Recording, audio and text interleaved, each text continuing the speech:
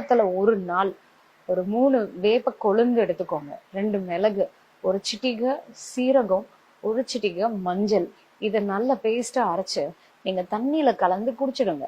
இது ரெகுலரா வாரத்துல ஒரு நாள் நம்ம இதை எடுத்தா கூட இது நம்மளுடைய வயிறை நல்லா சுத்தம் பண்ணுது, கட்டுடைய ஹெல்த்தை மெயின்டைன் பண்ணுது, உடம்புல அந்த கசப்பு சுவையும் மெயின்டைன் பண்ணுது. முக்கியமா இந்த டயபெட்டிக் பேஷண்ட்ஸுக்கெல்லாம் பாத்தீங்கன்னாக்கா நர்வ் வீக்னஸ் தான் ஃபர்ஸ்ட் இருக்கும்.